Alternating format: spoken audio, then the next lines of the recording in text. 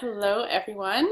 Welcome to our live stream. I don't think we have anyone here yet, but we're going to go ahead and get started. My name is Brittany Werner. I am a registered dietitian, and oh, Christina's here. We have one. Yay! I'm a registered dietitian and one of the nutrition coaches here on Team WAG, and I'm here today, and we're going to talk to you guys about maintenance and reverse dieting. What does that look like? What happens when you get to maintenance? What happens when you reach your goal and you still want to be a part of WAG? And how can you keep your how can you stay at your goal weight or at your goal performance level while also kind of loosening the reins a little bit? So we're going to talk about all of that today. So to get started, I have some notes. So if you see me looking down, I'm trying to look off my notes to make sure I don't get too far off track. So let's talk about maintenance. What is maintenance? What does that mean? Maintenance basically is just trying to get your body to a point of homeostasis. And that just is a fancy way of saying to make everything stable in your body. Maintenance means that we are trying to keep your body composition and your body weight exactly where it is in this moment. It's different than reverse dieting, which I'll talk about in just a moment, but maintenance can come along for several different reasons. One, and this is something that it's different for everyone. Like most things in nutrition, there isn't this blanket statement you can throw across and say maintenance will look like X for everyone in this population. It just doesn't work like that. This is a conversation that you'll want to have with your coach, and you guys will decide on this sort of together. But maintenance can come up in several different ways. First, if you've reached your goal, maybe your goal was to compete at a certain event, or your goal was to weigh a certain amount or fit into a certain pair of pants. Whatever it is, if you're happy at this moment where you are and you want to stay there, then we want to shift into maintenance. As a coach, we let you be in the driver's seat of that. I will not stop someone or tell someone when they need to stop unless it's a point where I think it's dangerous or where I think their goal is just absolutely unattainable. You're in control of that. This is your program, and I'm just here to sort of guide you along. So you've reached your goal. That might be one thing of maintenance. Maybe you're just in a position where you want a break. You want a little macro break. This happens a lot of times around holidays, or even in the summer if you're getting ready to go on vacation. You could want to, not a break totally from flexible dieting as a whole, but just sort of a break where we can loosen up your macros a little. You're not going to gain weight ideally, but you're not going to lose weight either. This happens when people are traveling. I do this when I'm traveling. Will take me up to maintenance, and sort of that'll give me a little bit looser boundaries, but still have boundaries. That might be another time to try maintenance. Another thing that might happen is if you and your coach aren't seeing a lot of progress. This is something where you could open up this dialogue with your coach. If you've been in a calorie deficit for a long period of time, there's some research that suggests that there's quite a lot of research that suggests if you take your calories up to maintenance for a short period of time, then cut back down, it can help push along your weight loss. And I've done that with a lot of clients, and it works fairly well. But this is something, again, your coach knows you the best, and you'll want to communicate this with him or her and make a plan. The alumni program is awesome for when you want to go to maintenance. Because we're not adjusting things so frequently when you're on maintenance, you still have guidance of a coach. You can still message us at any time, but you're not needing weekly adjustments. So if you do have a time in life where things are going to get really crazy and you think you might want to go to maintenance, this is just where you need to open the lines of communication with your coach. We're not mind readers. We need you to tell us what's coming up in life and what you think is going to be challenging for you. Another thing that I think is important to point out, this personally happened to me. You may get to a goal. You may have a goal in your mind. Say it's, 130 pounds or whatever it is, a goal in your mind. And you get there, and then it becomes just so hard for you to maintain it. You might then find, hey, I'm really comfortable at 140, not at 135. At 140, I still fit in the same clothes I did at 135, but I'm able to maintain this a little easier. So I want to push you away from really marrying yourself to a specific number to maintenance and to your goals. And I think all of your coaches will have reiterated that as well, that we need to be flexible with what we're really shooting for, because you don't know what that's going to look like until you get there, you know? So how do we establish maintenance? If you say, hey, I'm here, I'm ready, I like what I see in the mirror, I like how I feel, I like how I perform.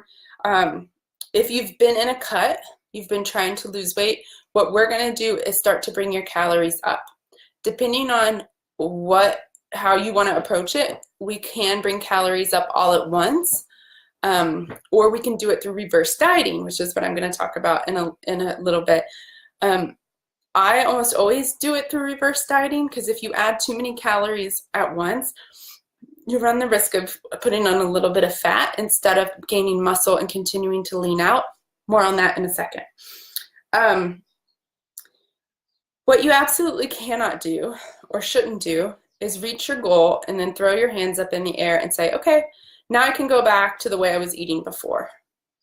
You can't do that. I once heard a podcast where Bob Harper from Biggest Loser fame said a quote, and it's always stuck with me. And he said in this interview that you have to absolutely divorce the person you were before. This rings true really for someone who is doing WAG primarily for weight loss.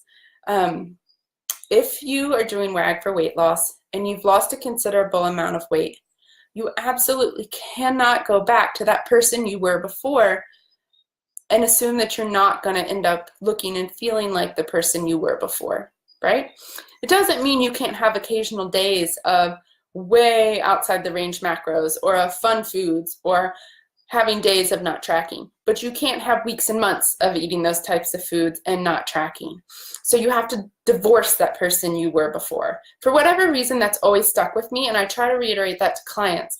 Once you reach your goal, it doesn't mean that it's like, whoop, I'm done, I'm out. Now I can go back to eating the way I was before. That's not how it works. We have to slowly transition you into finding what maintenance is going to look like and how that's going to feel for you. So let's talk about reverse dieting. Reverse dieting is sort of the step that we take to find maintenance for most people. Unless if you have a special event, a wedding, a holiday, a vacation that you want to flop over into maintenance for, we probably will do that in one fell swoop, give you some more calories, let you ride out that holiday, feeling good, still having boundaries, but not being overly restricted. Now let's say you are a person who has reached your weight goal with WAG, and now we want to just work on maybe building some more lean mass, not necessarily losing weight, but we want to change body composition. This is where reverse dieting comes into play. And I know it's a really strange term, right? Reverse dieting. But basically what reverse dieting aims to do, and it looks different for everyone. But if we take the typical model of a woman or man who's lost a considerable amount of weight, 20 plus pounds, they get to their goal weight and we want to start adding some more calories in. We do it through reverse dieting. The idea is that we slowly add calories back in to minimize fat gain while jacking up your metabolic rate or your metabolism. When you've been in a cut or you've been losing weight for a long period of time, the negative byproduct of that is your metabolism can slow. It slows less for those of us who are really active, especially if you're pretty muscular, you're a CrossFitter, that metabolic rate is going to slow less than it would someone who is not as active. But the whole idea, again, of reverse dieting is to add more calories, to jack up your metabolic rate, your metabolism, while we minimize adding fat, right? And I'm talking about body fat, not the macro fat. So the key to this is to add very slowly. Now, there isn't a formula that says for a 45-year-old woman who's 150 pounds, you add this. It just doesn't work like that. It's all very individualized. what reverse dieting will do is it will give you some guidelines, some boundaries, I guess is the word I'm looking for you to stick to while you can eat more and build some muscle mass. For most women, I would say a general increase, we would do 100 to 200 maybe calories at a time that we would bump you up. 10 grams of carbs, for example, is 40 calories. So we could do 10 grams of carbs plus some fat and bump you up that way. So again, it's different for everyone, but it's very slow. That's the key. What typically happens, say you reach your goal of 135 pounds. That number just is stuck in my head. You reach that goal. You and your coach can then communicate, hey, I feel good at this weight, but I would like to continue gaining some lean mass while cutting down on body fat. Maybe my body fat percentage isn't quite where I want it to be. My performance might not be where I want it to be. So you and your coach are going to talk, and what likely is going to happen is he or she is going to start increasing your calories very slowly. What you should do as the client is not panic. And I know that's hard because you're thinking, I don't want to gain weight. Oh my goodness, if you give me more carbs, I'm going to blow up. I'm going to gain weight. I felt like that. It's normal to feel like that. It's a scary thing, right? When you finally reach this goal that you've worked so hard for, and then your coach is telling you, now I'm going to give you more food. I'll just say to listen to your coach, voice your concerns, because I want to hear as a coach, I want to hear how you're feeling and what you think about this. Voice your concerns. Let us know how it's making you feel, and we'll work together on maybe we only increase it by 50 calories and see how you feel. And then we might 50 more calories. The goal of what tends to happen is your weight should stay about the same, but we're going to start looking at those other markers of progress. And this is where it can get tricky, right? You've been focused for months on the scale, even though we encourage you not to focus on the scale. Maybe you've been focused on the scale and it's been moving down. Now you're steady at your weight. We need to start really comparing photos, measurements, your performance, how your clothes fit, because this is where you could now sit at the same weight for a long period of time, but your body can change drastically. And that's what reverse dieting allows you to do. It's very different than a standard cut and then bulk cycle. That's not what I'm talking about here.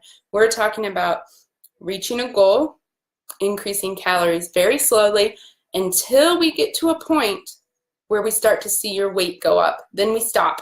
Then we know we reached the threshold. That threshold is different for everyone, and it's liable to change depending on your activity. If you're a runner and it's race season, you're likely going to be able to eat more than if it's off season, for example. Of course, any type, gosh, my nose is itchy. Sorry. Any type of injury, pregnancy, that kind of thing throws a whole nother wrench into things where you need to even communicate more with your coach. But the main thing I want you guys to take away from this is that when you reach your goal, please don't just say, peace out, I'm done. You have to communicate, because I've seen that happen, and oftentimes it doesn't end well, unfortunately, because we need to sort of ease you back into things. We need to ease your body back into eating more and jacking up your metabolic rate so you're able to maintain the weight and the body composition that you want. And it doesn't happen overnight. We have to take it slow. And when done correctly, you'll find that your 135 weight in January might look really different than your 135 weight in May. You may find that you can compare two pictures and you'll look very different, but at the same weight, and that's all thanks to reverse dieting.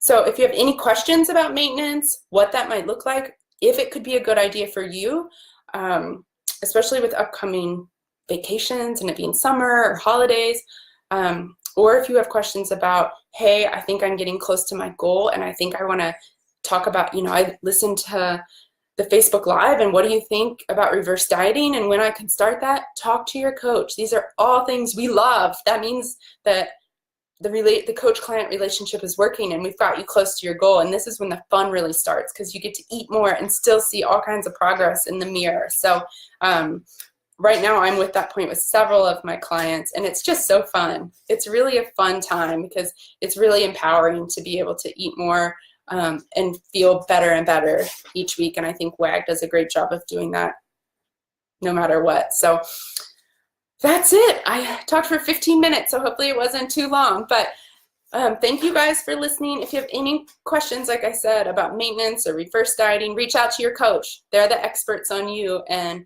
they are being more than happy to walk you through the process. So you guys have a great weekend, a great WAG Unplugged tomorrow, and thanks for listening. Bye.